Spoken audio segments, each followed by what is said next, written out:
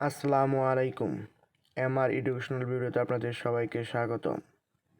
জাতীয় বিশ্ববিদ্যালয়ে honours course 3 বছর করার উদ্যোগ।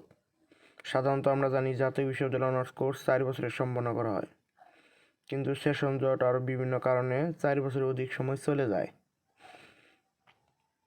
জাতীয় বিশ্ববিদ্যালয়ে অনার্স কোর্স 3 বছর করার উদ্যোগ।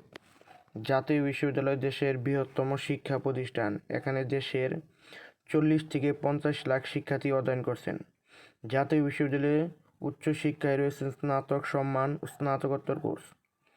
এর মধ্যে বর্তমানে অনার্স কোর্স 4 বছর মেয়াদী, তবে এখানে আছে 3 বছর মেয়াদী স্নাতক পাস কোর্সও।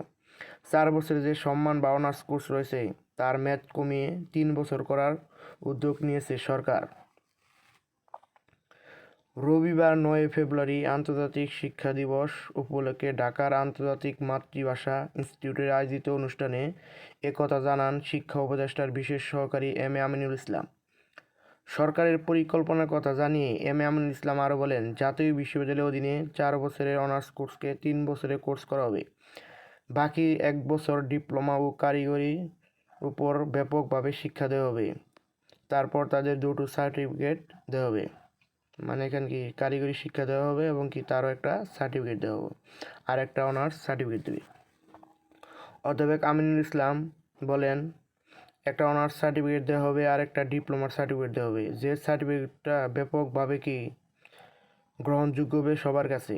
আর অনার্স পড়ার যে ডিম তাও ঠিক থাকলো, আর চাকরিও তারা পাবে, অনেক ভালো চাকরি। তাই সরকার মোটামুটি কি ভালো একটা উদ্যোগ নিয়েছে। আপনাদের মতামত কি জানাবেন। আসসালামু আলাইকুম।